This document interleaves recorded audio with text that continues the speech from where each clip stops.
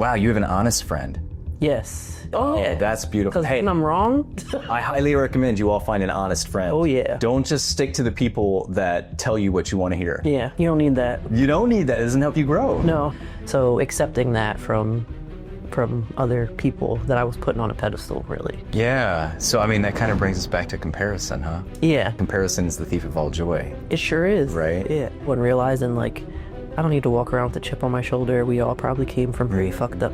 Wait, sorry. You're good. Okay. All right.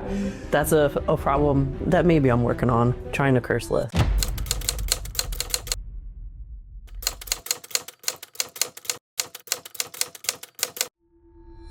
Hey, welcome to the Mastering the Military Transition series of the Prize Podcast. My name is PJ, and I'll be your host.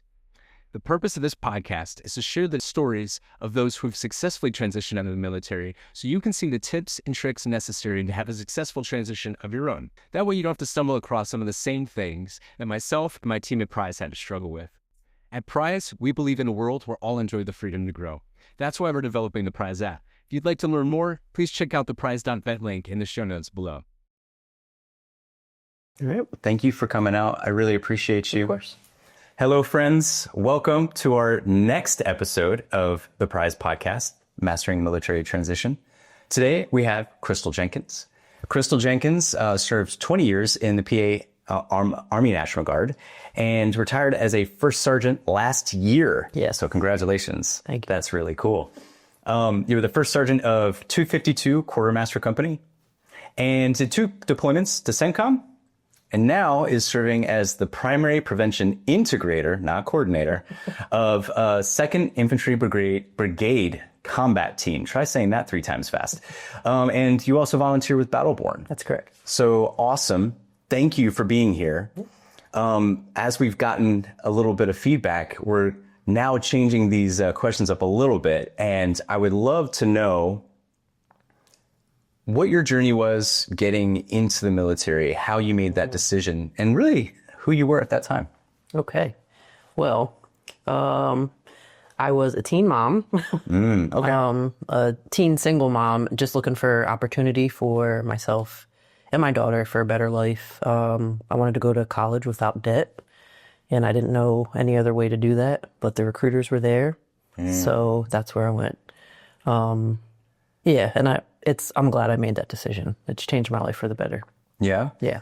And what was like, you're saying your impetus at that time was you wanted to have a different and better life for you and your daughter, right? Mm-hmm. How did that play out? Well, my daughter just turned 23 yesterday. Congrats. Yeah, thank you. Happy birthday. Happy birthday, Kara. And I think I was able to provide more opportunities for her than I had as a kid. I was able to buy a home, using the VA home loan. Oh, cool. I was able to finish college. Pennsylvania Army National Guard had something called MPEP, so she was able to go to college free of charge too. Wow. Yeah. So even though I used all of my benefits, she was able to use some too. That's amazing. Yeah. Okay. So if you don't mind, like, give me a little bit of your journey while you were, in active. Were you active component? Were you all National Guard? So about 8 years of it, I was on ADOS, so like full-time orders, and then, of course, a 2 deployments. So, but 10 years is not enough to stick around for another full-time 10 years. Like 10 years is a whole decade. Yes, it is. Let me out. Literally. Yeah. Yeah. I understand that. Yeah. So how was your time in the military? Like, what were the highlights? Highlights. I highlight this all the time, but it really is like one of the best moments of my career during the deployment with 252, doing ruck marches with my soldiers. So it was nice to see like people realize their potential, see the things that they can do, even if they were like, "That's crazy, I'm not doing that," and then to be there as they realize they can do it. It's phenomenal. Yeah. Yeah. So that leadership aspect, right? Yeah, that's the good stuff. Mm-hmm. That's the stuff I still miss. Not all the other stuff. Yeah, like what? Not, being somewhere super early for something that might not happen, or busy work. Like, hey, I know I told you guys to move that stuff from here to there, but actually we have to move it from there back here. Like, yeah.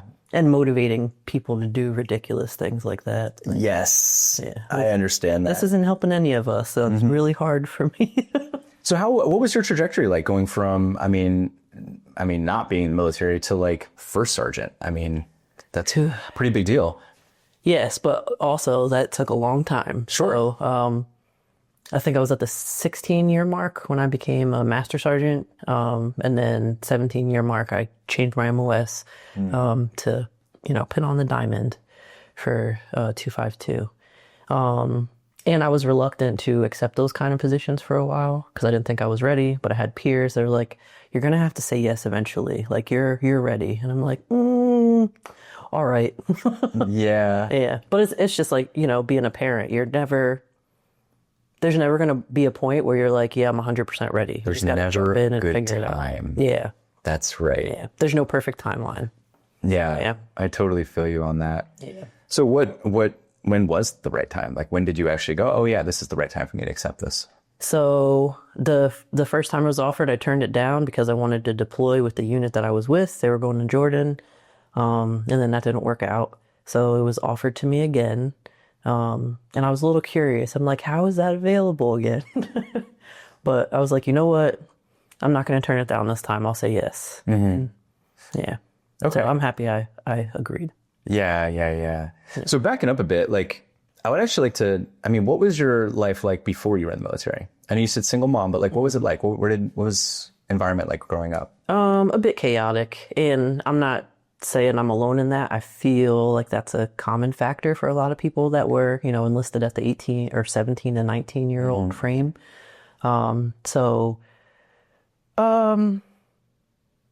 Dysfunctional might be the word, dysfunctional childhood, but obviously, my mother raised me, so I think I turned out all right, so I'm not going to beat her up. She did the best. Sure, absolutely. She did the best with what she knew at the time. And then obviously she gave me a good work ethic because I figured out how to improve things. So yeah. Yeah. And how do you feel like that helped you while in the military?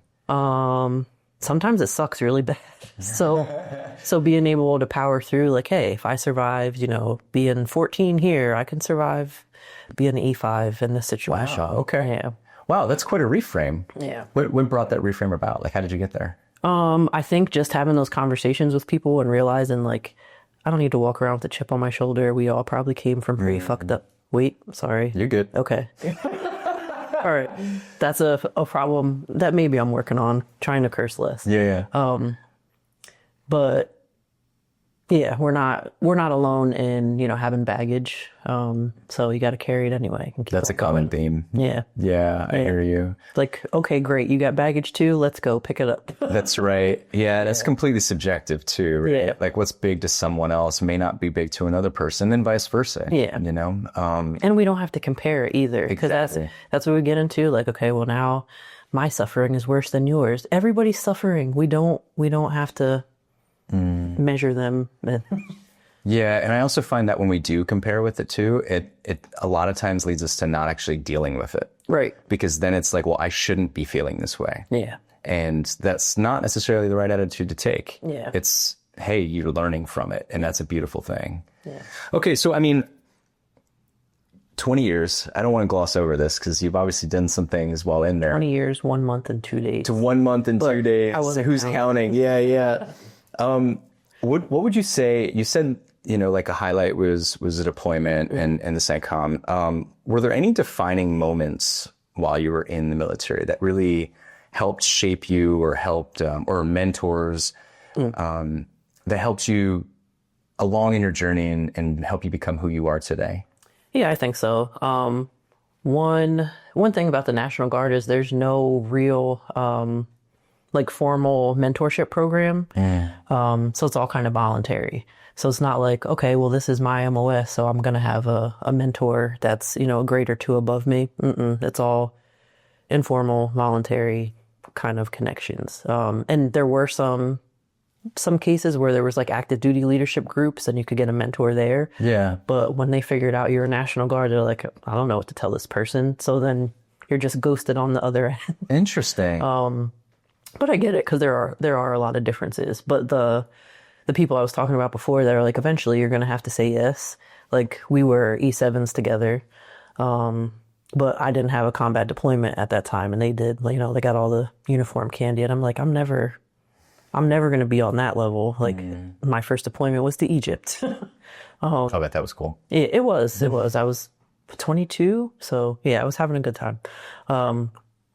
But to hear my mentors like pretty much tell me like it was like imposter syndrome, and I was like, well, I don't have this, I don't have that. I would never know as much as you know. And they were kind of like, well, none of that shit matters. Just say yes and you'll figure it out. So accepting that from other people that I was putting on a pedestal, really. Yeah. So, I mean, that kind of brings us back to comparison, huh? Yeah. Yeah. Yeah. There's a lot of truth to that. Comparison is the thief of all joy. It sure is. Right? Yeah. And in ways where, like, you know, imposter syndrome, I think that a lot of us might not even think of as comparison, but it is, right? Like we're getting out there and trying to say, oh, I don't belong here. But why are you even thinking that to begin with? You're thinking that to begin with because you're trying to look at someone else who you think does belong. Yeah. And the funny thing is they probably also feel that same way. Yeah, like we all do. So that's why they're like, it's fine. Come on over here. Yeah. I like that. And, you know, do you still talk to that individual? Yeah. Yep. You do? Yeah.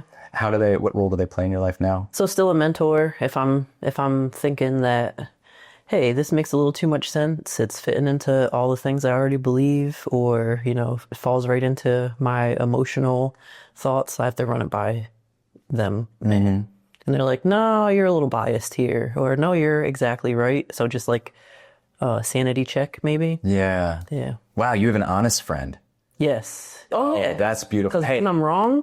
I highly recommend you all find an honest friend. Oh, yeah. Don't just stick to the people that tell you what you want to hear. Yeah. You don't need that. You don't need that. It doesn't help you grow. No, it leads to a lot of disasters, actually. It does. Yes, it does. What experiences do you have with that? So I've experienced being the bearer of bad news, which isn't always received well. But, you know, the enlisted side, I was a senior enlisted advisor, so I feel like I was responsible for advising people correctly. And sometimes that's like, hey, that ain't going to work the way you think it is. Or I know you created this elaborate plan, but throw it in the garbage. So, but that's needed, because if you go in and say, oh, yeah, yes, sir, we'll do that. And then, you know, equipment's broken, soldiers are hurt. That's right. Yeah. And I don't want to be that person either. So Sure. if I'm headed down the wrong way, please tell me. I appreciate that. Yeah. So my background obviously is active duty, and I would be lying if I said I was adept to the National Guard world. I feel like with your experience with Battle Borne and probably your experience right now also as the integrator, you likely have some viewpoints as to the differences of each. Yeah. Can you help me understand some of the differences, both from obviously there's an operational difference, and maybe you can highlight some of those too, but I'm curious to know, from a maybe purpose and identity difference, we talked about mental health in our last conversation. Can you help me understand some of those differences of how things are different for National Guard versus active duty? So I would say there are a lot of similarities. We all go through the same basic training and AIT or OSIT, whatever you went through. But then after that, it's a bit different. So we go to our first unit of assignment. You know, there are people in the Guard that stay in the same unit for their whole career. Wow. And obviously it's not the same op tempo, purse tempo, or whatever the case may be. So my time at Brigade headquarters, seeing a specialist get assigned to an HHC, say they were a motivated MP or military police officer, but now they're sitting in front of a computer watching us all do MDMP. It's literally not what they signed up for. So maybe a little bit of culture shock. So that's why I think a lot of soldiers, they're like, get me out of here. I want to go active duty. Oh, interesting. So is that a common thing? It is, but it gets complicated with your contract. So you still have to do some time with the National Guard before we send you right back over to active duty. Yeah. But I understand for especially the young people, it makes sense. Do it now before maybe that's not a good option for you. Right. And then as far as the connections go, camaraderie, all that good stuff, you still form bonds with the people that you're in a unit with. But, it's 1 week in a month, 2 weeks in the summer, or when you deploy, obviously it's a little longer than that. And then another challenge when it comes to community, we're not all living on the same base. So, like the unit I was a first sergeant of, there were people from all over the state. There were, soldiers that flew in from Florida, because Pennsylvania has some good education benefits. So, it's not like I could go knock on all of my soldiers' doors if I wanted to, because they're all over. Oh, interesting. Yeah. Yeah. So there's some leadership challenges there too. Oh, absolutely. Yeah. Interesting. So Freddie, the last person who we had on, he had mentioned that going National Guard or reserves first allows you to kind of have that prior service hack, if you will, to be able to choose your duty station and stuff after that. So, there's catches to everything. Yeah, of course. And then, incentives change all the time. So like, I don't want to set anybody up to think, well, if you go National Guard, then you can pick your duty station, because then the catch to that, okay, you pick your duty station, but you don't get a bonus, or you didn't talk about that. The military, We're gonna have to talk, man. the military is never like, here's all this good stuff and there's no downside. There's always something. There's always something. Yeah. Just like you're when right. Of course, there's always a trade-off. They ask you, like, what are your top 3 duty stations? And then somehow you get to one that's not on that list. Like, come on. Yeah. Yeah. So I am curious then too, like you actually highlighted some things that are, I think, kind of fascinating. I'd like to dissect a little bit. Okay. One being that the camaraderie isn't necessarily the same. You're seeing them one weekend a month, except on deployments, right? So the bonds probably aren't as close per se.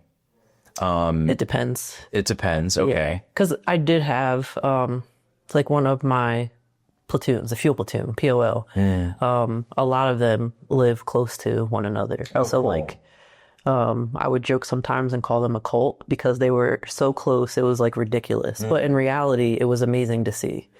Because they're in the National Guard. Yeah. No, they don't all live in the same exact neighborhood, but they live close enough to get together. Like they do community service events that's awesome. together. Yeah. And that is, I'd say that's uncommon. Yeah. So to see it, it's beautiful to see. And if they see this, they're going to say that that's my favorite platoon. But wow. Yeah. She also just calls you guys beautiful, which is yeah. I was kidding. No, that's cool. And I'm glad to hear that that is the case. And I guess from like a National Guard perspective, is if you're, obviously in a state, and it's probably for some easy enough to do that because presumably you're not too far away from one another. Yeah. But Pennsylvania is big. Pennsylvania is a big state. I also wonder too, though, like having a little bit of distance may help that as well. Yeah. Because if I think to like active duty, not only are you like living sometimes with each other, eating together, working together, like you're literally right. You're basically married. Yeah. Some get married, like they do. Yes, they do. I would imagine on some level that also helps build a relationship and camaraderie. So I'm glad to hear that that's alive and well. Yeah. How about from like coming off of a deployment where you are together now all the time, and potentially seeing some terrible things, right? And then coming back and dispersing to your homes, not necessarily being as close to one another. Yeah. How does that play out? I think it's pretty complicated. So my first deployment, I was in E4. I was not responsible for anybody else. And I came home and I feel like it was much easier to get back to normal, get right back to work and all that. But this time around, it was drastically different. I was responsible for my soldiers, and then even getting them back home and knowing there's some issues here, but you kind of have to like let it go. Like, hey, What do you mean? Well, I had a lot of soldiers that were attached, so literally they're not assigned to me anymore. So informally, I can reach out to a lot of people, but in reality, they can tell me to go fuck off because you're not my first sergeant anymore. Oh, interesting. Yeah. And I don't know that they would say it like that, but hopefully you know what I mean. And then I had, even for me, I had 6 weeks of leave to burn. Then I was going back to full-time orders. But to go from having a routine, like I was getting up at 5 o'clock in the morning, going to the gym, going for breakfast, seeing the same people, doing the same meetings. And I thought, like, I just want to go home and do nothing. And that's what I did. And I think that set me up for failure. Why? So because there was no routine. And then all I was doing was thinking, and I could have done that differently. I could have said this differently. I should do this. And, shooting all over myself. Yep. And then just to think, well, if I'm feeling this way, how many others did the same thing and didn't know that that wasn't the right thing to do? So then when I saw people, like struggling on social media, posting certain things, like reaching out, like, hey, it's not just you. Reintegration is hard. And then like, okay, we were gone for 10 months to a year and things didn't pause while we were gone. So like, he had a baby. Well, now your baby's a toddler. And some of us, we were married when we went over there and now we're divorced when we come back or shortly after we come back. And then for me, retiring so shortly after, like there was literally a time where I was like, who the fuck am I now? Yeah. So I know I wasn't alone in that struggle, and there's no block on SFL TAP or whatever they're calling it now that covers that. So Yes. yeah. That's something I hear a lot. Yeah. So I'm curious to know how you dealt with that. By reaching out and making connections that I didn't have anymore. So I'm still connected to a lot of soldiers, but I'm not going to drill. I'm not going to annual training. Right. I'm an introvert. I was just joining everything. I joined like 3 or 4 book clubs. I was at the library for almost every event. Yeah. I showed up for some like veteran nonprofit events, but not all of those connections were meaningful or reciprocal. So some of those have fallen away. Because I'm not a puppy or a kitten. Not everybody's going to like me, and I don't like them either. So if we're not a good fit, let's part ways. So I'm only in 1 book club. There's 2 veteran nonprofits that I'm connected to, pretty passionate about, and I feel connected again. Like I don't feel like I'm lost and just floating out there with no purpose or nobody that makes me feel like I'm their brother or sister. So I'm glad to have that. Yeah. So I'm curious too then, like, how did you get to the point where that was the route that you took? And I ask that because I also know people, and myself included, where, get out and this, like, I want nothing to do with this world. And you just kind of push it away. And, a lot of that comes from your own trauma or stress or whatever you're dealing with or, upon getting out, I'm sure. But like, it sounds like that's not what you did. What lens were you viewing maybe the world or your own life in order to allow yourself to re-enter that world or maybe never even separate from it? So say what I was doing previously obviously didn't work because when I just, connecting with my military people. Right. Because I'm going to see them at some point as an introvert. Like, okay, well, I don't care if I don't see anybody until next month. That's fine. I know I'm going to see you next month. So to go from that to, well, I'm only going to see my kids and my coworkers. And, that is not what we're meant for. Like, humans are social beings. So even if you are an introvert, you need somebody. Yes. Can we highlight, what does an introvert mean? I am energized by alone time. Yes. Yeah. So like social interactions can be exhausting, especially like if this was a party setting. Yeah. I'd be sweating and like trying to find an exit. But because it's one-on-one, this is fine. Right. I'm not going to need to recharge my social battery after this. Thank you. Yeah. Not shy. Yeah. Yeah. Yes. No, I thank you. I think that term is thrown around a lot, and I don't think it's fully understood. Yeah. That like you're saying, an introvert is someone who tends to get more energy from being alone or introspective. Yep. Whereas an extrovert tends to get more energy from being in social contexts and conversations. And there are people, and I know that I'm in this boat where there are times where I get energy from other like conversations. And maybe. Yeah. So I thank you for clearing that up. I do think that that's a misunderstood term. Yeah. Sorry. Keep going though. You were saying that like what you were doing wasn't working. And so. Because if it was working, I would still have connections when I got out. Yes. But I was like, who am I? Oh, also I got divorced. So that's another like identity thing. Oh, I'm not this person's wife. I'm not a first sergeant. I'm not a currently serving soldier. Who the hell am I? And then, so finding all those connections, and also my therapist was like, hey, just get out there. Because I was convinced like, well, I'm going to get rejected. Or like, we tell ourselves these crazy stories. Yes, we do.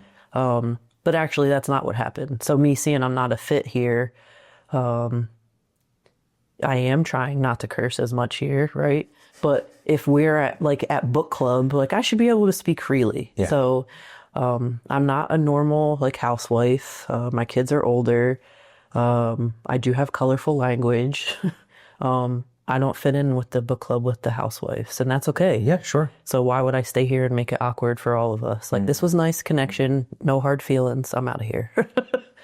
And then the library, I think that's great. Supporting the public library. There was a lot of programs I didn't even know about. So getting the word out to my daughters and like supporting something local. And then I actually went to something for work. It was like a veterans wellness summit. Oh, cool. And that's when I first ran into WVET, which is Women Veterans Empowered and Thriving, and Battle Borne. So there were guest speakers, there were like workshops, and I just went around and talked to them, got information. And then I started showing up to events they held. And it wasn't like, oh, who'd you say you were? Who'd you serve with? Oh, you didn't go here, you didn't go there. They didn't even ask me any of those questions. It was like, hey, this is what we're doing. This is how you can help, or this is how you can participate. And I jumped right in. Yeah, I love that. Yeah. Yeah. First off, I commend you for sticking with it. I think there are people out there who have that first difficulty and then go, screw it. Yeah. This isn't for me. And then they just give up. And Oh, those moments were there. they were there, but how did you push through them? We'll bring in some master resilience training or positive psychology, like the story you're telling yourself isn't necessarily true. And where did you hear that? Master resilience trainer at the school for that. Okay. Marty Seligman from UPenn, lots of good stuff in there. So a lot of it is, maybe we made an assumption. So I assume you don't like me because you looked at me for 3 seconds. So now I'm telling myself, well, you don't like me because my nose is pierced or because you don't like my tattoo. I'm telling myself this whole ridiculous story, and really you were lost in thought thinking about something and you had no idea that I created this narrative. That's right. Yeah. That's right. Yes. Yeah. Did you ever read the book Crucial Conversations? No, I don't think so. No? Really, really awesome book. One of the things it talks about is this idea of how we can tend to not discuss these feelings or not discuss these things that are going on in our heads. And then it's right? Yeah. Well, I mean, I think that a lot of times it's also a fear of like even bringing it up. Like if I bring it up, this person's going to think X, Y, or Z. And what this actually winds up causing then is this festering idea, and you keep amplifying your own story within yourself, and then you keep confirming it because the thing is as we were doing it, it's actually creating that same energy, right? Yeah. And then it also winds up having other people kind of be like, well, what's going on with this person? Why are they feeling X, Y, or Z? I think that being open to then like these conversations, or being open to sharing these thoughts or feelings with others so that it doesn't even get to that point is powerful. And so was this something that you were working through with your therapist? Like how did you find out about these resources to begin with? So started with master resilience trainer, and I still call myself like a recovering pessimist. So like going to that course, like, oh, I don't have to think like doomsday. Like I don't have to come up with plan A through Z. I could use my energy for something else. Yeah. So just having that, and then like, that's not an easy habit to break. No. So, I'm still like, I'll call myself one of the best catastrophizers ever. But I know that's a waste of my energy. So like, instead, what if things went right? And then in reality, things are more on the going right side than they are on the disaster. And I know that now, but if I go outside and someone hit my car, like I'm going to catastrophize. So it's just adjusting and bringing yourself back to reality. Yeah. And what habits did you build in order to like make that a mindset? So like mindfulness is a good one. That's like one of the things. I like to be outside. Like if I'm outside, on the water, or looking at the trees or the mountains or whatever, depending on where I am, I can't be stuck in my head because it's too beautiful, or there's too much to take in to convince myself to think shitty thoughts. Okay. There's that. Journaling is another one. And then also like that spiral, like if I'm starting to get anxious and I'm like, oh my God, this is terrible. Like, wait a minute. everything is not terrible. Yes. We've been here before. Yep. It wasn't true then. It can't be true today. So did you find, and I'm going to project a little bit, so please forgive me. it's okay. Like in my own journey here, like I found where there were times, especially early on, where it would be maybe months before I catch myself. Oh yeah. Right. Or, you know, maybe it starts getting better on its own because I'm not necessarily living in it as deeply. And then that shortens through habit into weeks, days, hours, and then you get to that point where it's now like minutes, like it happens and you can catch yourself and be like, how did that work for you? Did you have a similar experience? So I will say there are times where it's not possible to pull yourself out of that, right? Because life happens. I don't think there's any adult, well, there might be some, but most of us are struggling in one way or another. Absolutely. Right? So I go to therapy. I'm, connected to meaningful connections in the community. I spend time with my loved ones. I spend time outside. I exercise, but also I take my medication. So like, there was a time where I thought like, well, I'm not okay if I'm still taking medication, and that's not the case. Like brain chemistry is a thing. Whatever diagnoses you have, that's a thing. So like, don't feel bad for that. So it's a combination. There's no get right quick thing. There's no, I'm going to feel better tomorrow if I go for a 5-mile run. No, it's a combination of those things. Yeah. And then it's realizing over time that changes. Like once upon a time I could run and that would clear my head. You would have to pay me to run today. Yeah. I'm not paying anyone else to run any miles. So yeah, but hiking or being out my paddleboard, that's my piece. Or whitewater rafting. Yeah, well, I don't know that's my piece yet. Yep. But I'm going to try it. I love that. Yeah. So how did you get to where you are now? Like, I mean, you transited, it's only been a year. So, I mean, like how did that go? It feels like it's been so much longer than that. Does it? Yeah. Just little by little and not giving up on myself. So I think like servant leadership was a big thing, a big movement, and now we're moving towards transformational leadership. Yeah. But putting yourself last was kind of ingrained. So something that I was already doing from the military. It was, okay. But something I was already doing, like that was my family dynamic too. Like I have to do this, I have to work hard to be supportive for my family. And then it was never like stop and think, well, what about me? Because that's selfish. But in reality, I can't do anything for anybody else if I don't take care of myself. So that's right. 100% easy to understand now. Yeah. But like, we'll say 18 months ago, I'd be like, get out of here. You can't put yourself first. Yeah. We talked about that with our episode with Jasmine. Hi, Jasmine. Where I think that a lot of us are brought up in that mindset that it is selfish to take care of ourselves, especially anywhere near first. Yeah. And, it is so important to take care of yourself. And I'm going to dare say first, because you can't pour from an empty cup, And what you do pour is pretty crappy. That's right. Yeah. That's right. Yes. Yeah, there was a meditation I listened to the other day about like, if you were squeezed, what would your juice taste like? Bitter sometimes. Yeah. That's a good question. Right? Yeah. Yeah, I've been asking myself that one the past few days, and I got to say, recently it hasn't been very good, so I'm working on this. And I think that's actually a point too. I'm going to illustrate. Sometimes we fall back. Yeah. Sometimes we are innocent humans that fall back into our old patterns because they've been ingrained. Because we're not for such a long perfect. time. Because we're Yeah. not perfect. Excuse me. Progress is where it's at. So, all right. You then are starting to figure out how to love yourself first, is what it sounds like. Yeah. That sounds really cheesy, but yes. No, but it's so true. It's so true. Yeah. And how did that now bring you into like this integrator position? So it is nice to feel like everything is connected. So it's a mouthful, Primary Prevention Integrator, but the focus is trying to prevent harmful behaviors in the military population, specifically National Guard for my role. But we're trying to prevent these crises before they happen. So we've been doing intervention and response for how long? Let's try to prevent some stuff.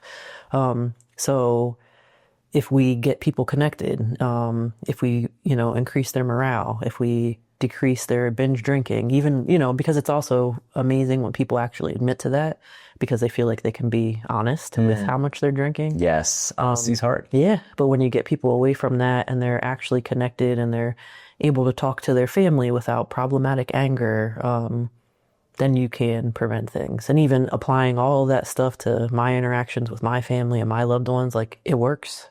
Yeah. Yeah. Yeah. And how does that take place? You said prevent harmful behavior. I'm actually curious. Like you said, increase morale. What are the techniques for that? How do you increase morale? It's an art and a science. Yes. The beatings continue till morale improves. Yeah. No. So you're gonna say like a bad word to some of us. Have you ever heard of the DOCS or the Command Climate Survey? No. Oh, Command Climate Survey. Yeah. Okay. So that's part of it. So like every year we do that. So the surveys go out and soldiers or service members get to give their feedback. And for even me, like I took that survey for years and I never saw anything happen from it. But now this is the third year where it's not just going to the company command team or unit command team.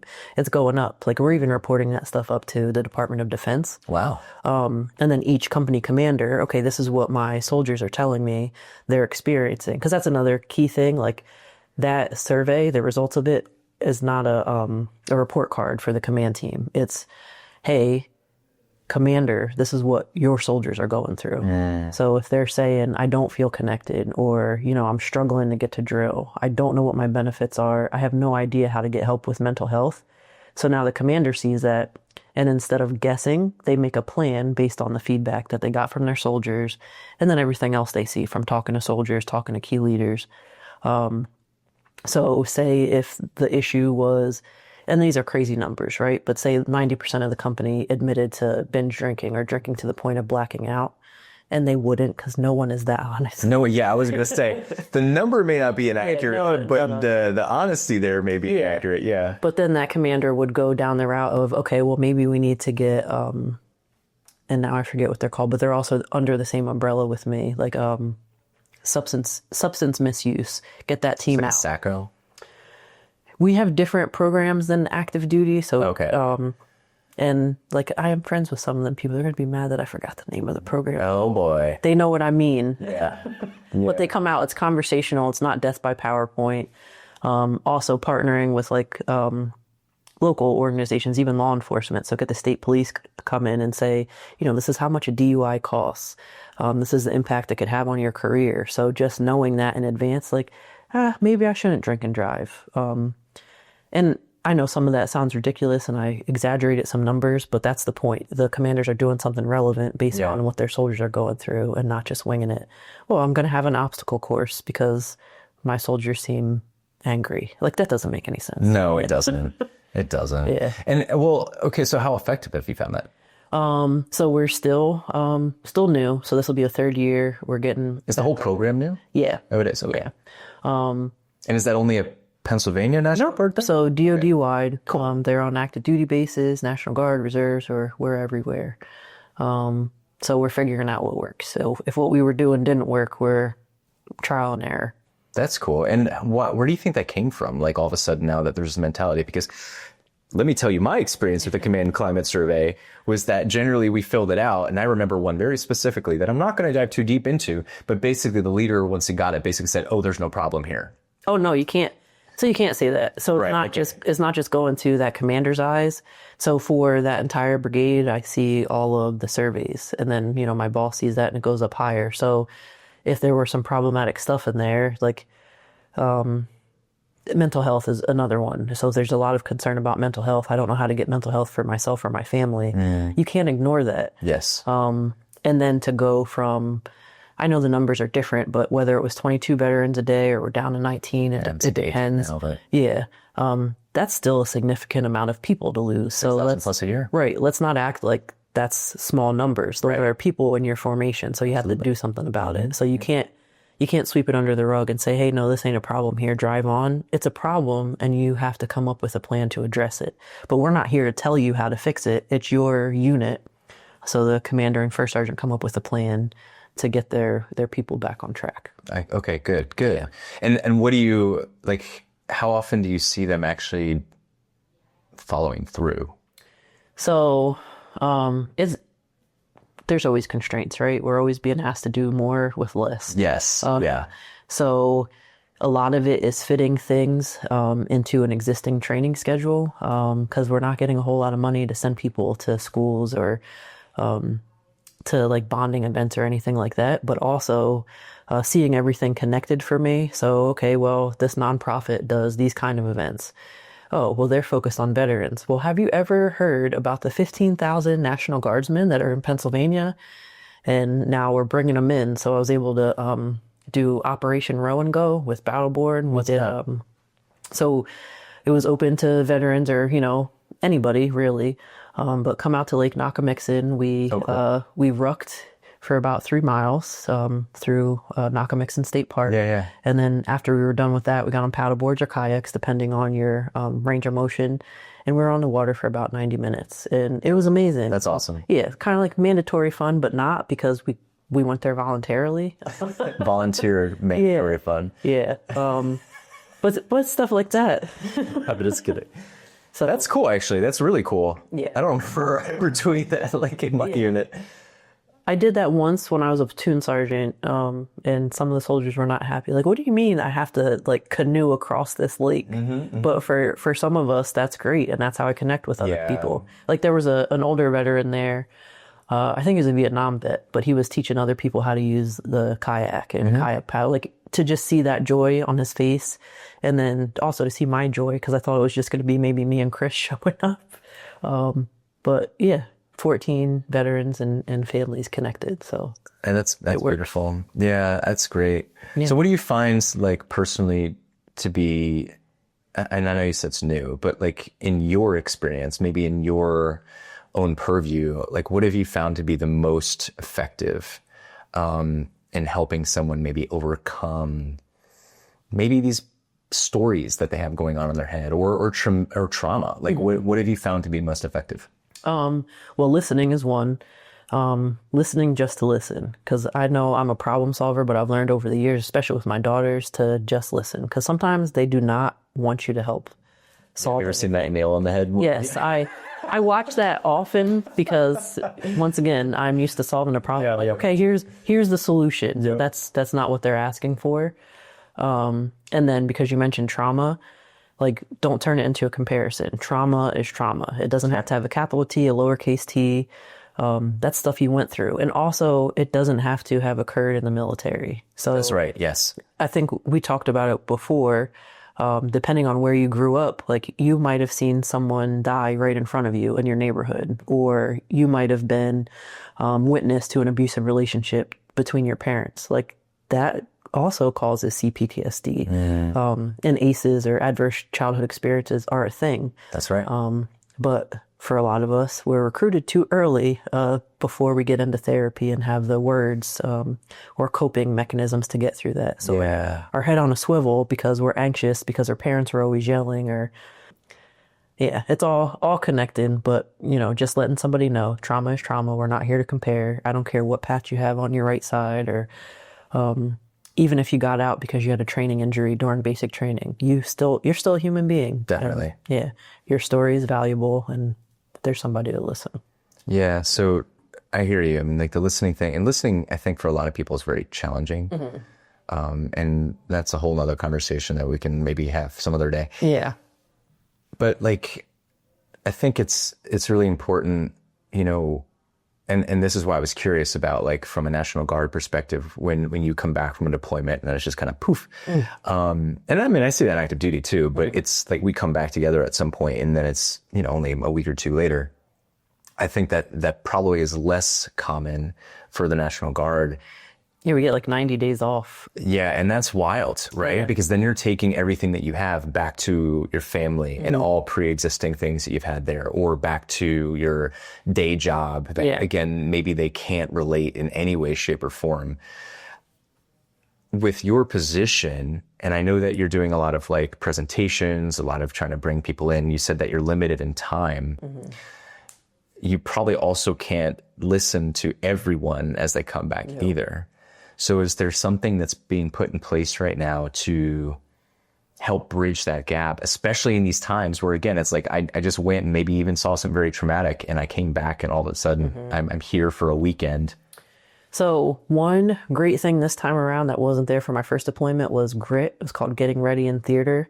It's kind of like behavioral health on post. But of course, they would caution you from certain things. Like, hey, there's certain work that we don't want to dig into because you might get worse before you get better. So like, they didn't want to go deep into any like military sexual trauma stuff or things like that. Right. But if you were having trouble sleeping or having trouble communicating with your peers or supervisors, there were stuff there for that.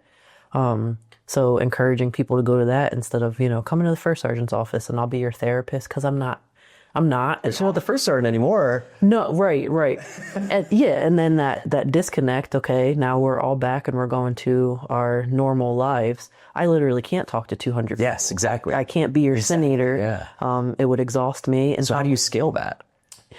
Well, trusting other people. So as a leader at this level, how arrogant would it be for me to assume I could help 200 people? Yeah, it's not possible. So setting up leaders, there's this cheesy picture, and I could send it to you. It's like Master Splinter with the Ninja Turtles as like little babies. Yeah. And then they grow up, like maybe Master Splinter's an E6 in the first picture. And the Ninja Turtles are like privates and maybe an E5. And then it's something like always mentor your subordinates. So then, Master Splinter is a sergeant major, and then everyone around him is an E7. There's a lieutenant in there. So it's kind of that, like, be the change you want to see in the world, give people those skills so it's not just them coming to you. And then in cases now, people will bring something to me and I'll be like, hey, listen, I understand what you're saying. I don't have the capacity to help you with that, but I know someone that can. So like connecting the resources. Yeah. And if they want to, like, being there when they make the call. So, because that's frustrating too. You give somebody a folder full of resources. Great, you just gave me a homework assignment. Get that fuck out of here. It's like, so actually making sure you make the connection so that they're connected to somebody that can help them if they want it. Right. Yeah. When you say someone, are you talking about like someone else in the unit? Are you talking about maybe someone else on post? Are you talking about like a resource organization? Like, so it depends on who's coming to me. So if it's one of my former soldiers, they're coming to me and they have, this happened with my promotion, or, school's not getting paid for because I just got out a year ago and I'm still in that environment. I still have the right points of contact to connect them to. But if it's on the personal side, hey, I need this work done in my house and I don't have the money. There's Battle Borne is able to connect them the resources. Right. And not just Battle, like there are other organizations out there. Absolutely. And even, I think we talked about this before, but when it comes to like getting VA benefits, there are so many scammers out there. So if somebody comes and they're like, oh, I just had to pay this person $5,000. Right. Wait, let me stop you right there. Right. Because there are VSOs, like there's somebody at the county that already gets a salary to help you with that, and you don't have to pay a dime. Say that again. Someone at the county receiving a salary to help veterans get their veterans benefits. So please do not pay anybody thousands of dollars to get you something that you already earned. That's right. Yeah. And also, by the way, I think that and I've seen this and I've heard this before too, I think there's a little bit of a prevailing thought also is like, I don't deserve X. Yeah. Please get over that. And I don't mean that in a callous way. I mean that in like, you do deserve it. Like there are things out there specifically made to help you. And I think a lot of times we let and don't take this the wrong way, but like ego get in the way. And I know that's a loaded word. I don't read that. Right. It's a loaded word. And we've talked about this in the podcast before, but like, ego really is just meant to protect you. But in this case, it's actually not protecting you. Mm-hmm. It's not. Like, reach out there, go get the help that you need, and know that there's people like you to help make that easier. Mm-hmm. And it's not like go off and find someone who's going to charge you this $5,000 in order to make that happen either. It's there, it's free, it's available, and we're here to help you with that too. And we can talk about that at some other time. But so I know that you volunteer with a couple organizations. I'm curious to know, one, to hear a little bit like how you got involved with those organizations, and then like what it does for you. Like what I've heard from numerous people and kind of my own journey as well, like that service piece is something that I think is pretty ingrained in us as service members, right? Mm-hmm. It's in the name. And I think it's something that maybe downplayed in some way of how, or maybe even thought of in a way of like selfish, of like how it can actually help you as well. Can you help me understand like your own journey, what that's done for you? And yeah. So, like selfless service, you know, one of the Army values, or that servant leadership still coming in, but the healthy version of it. I am still like, I don't know, empowered or energized by volunteering. Like I'll share the one instance. It was at Music Fest, volunteering with Battle Borne. And just like a couple weeks ago? Yeah, not that long ago. But a veteran was brought up in a wheelchair, like right next to the Battle Borne tent. Like, I don't think his girlfriend did that on purpose, but it was like perfect timing. So he had on a shirt that had some signatures on it, and we said hello. And he was a Vietnam vet. He had like, you know, the pins all over his hat. And we were joking, like, what happened? Did someone just leave you here? And he's like, oh, my girlfriend left me. I don't know why. She was probably off getting drinks or something. Right. But it was his birthday. And he was wearing the white shirt to get signatures for his birthday. So we were all able to go over and sign his shirt. And we talked for a little while until his girlfriend came back, and then it got busy again. We went to sell t-shirts, but that was just another like intergenerational connection. It was a nice conversation. It was a nice moment for him. He was like, thank you so much. Because also one of, another volunteer has her daughter with her. A little girl also went and signed too. So like, I always know like older people, they're energized by seeing younger people. So that probably made his day. And that was like a 5-minute interaction, but just things like that. And I told him like one of my favorite gifts for my soldiers, it's a Pennsylvania flag, and they signed it.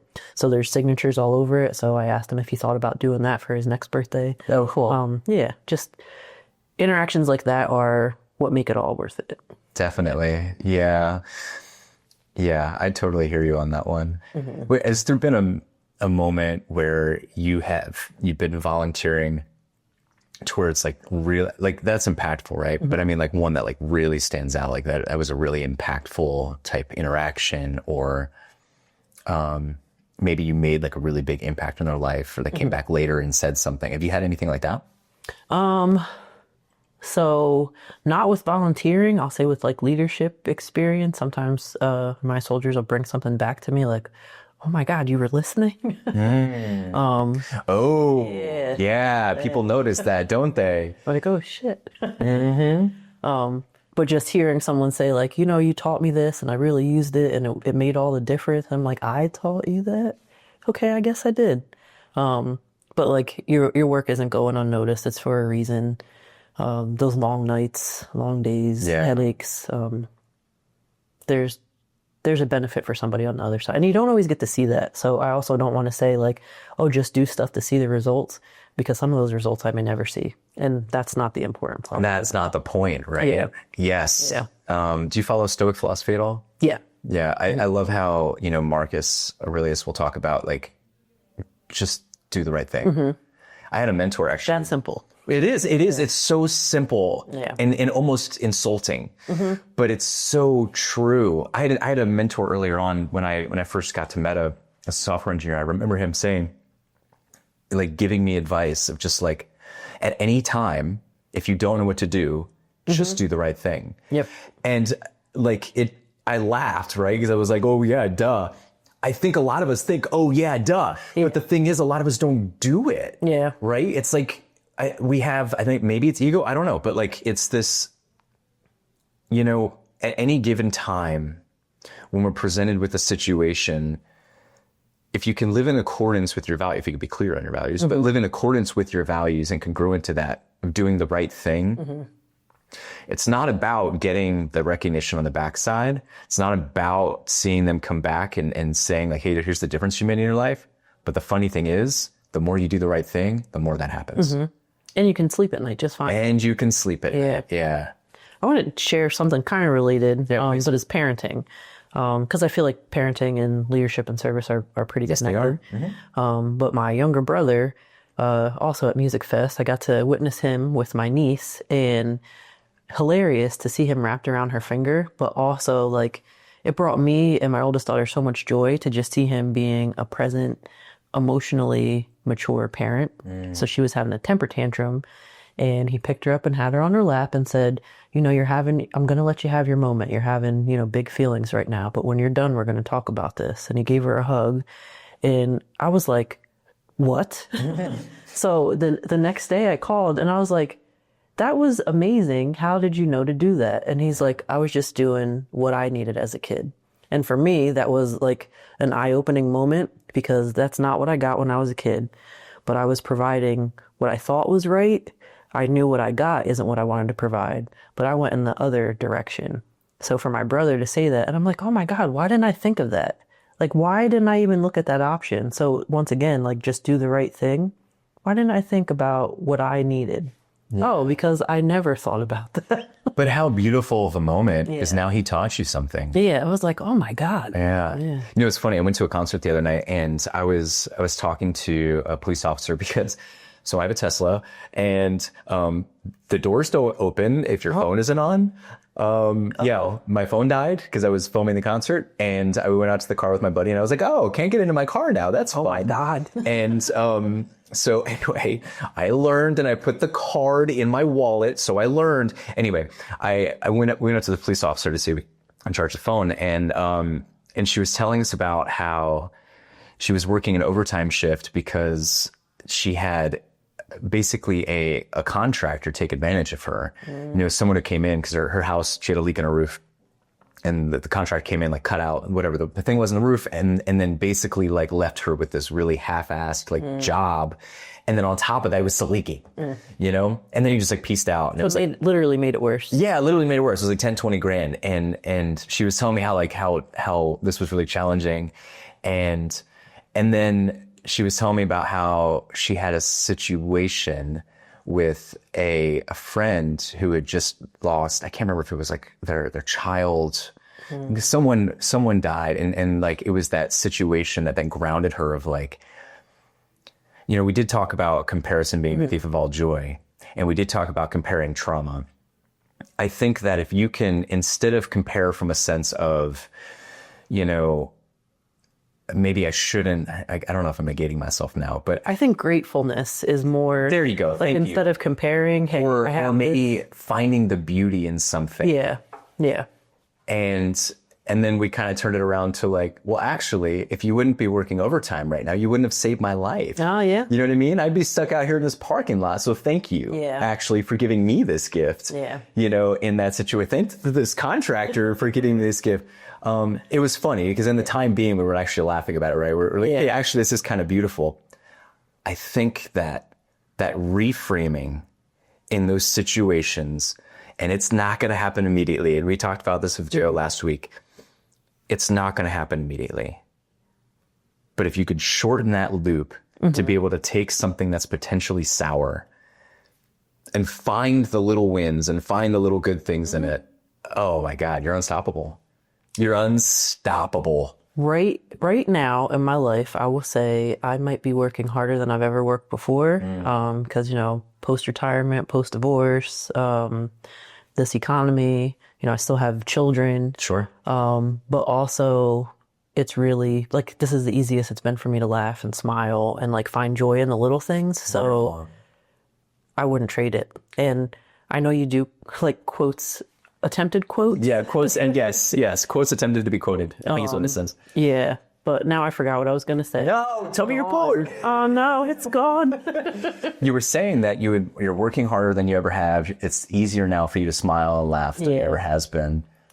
And the quote is still gone. It's still gone. Yeah, it's gone. That's all right. We'll put it there anyway, even if you remember it later.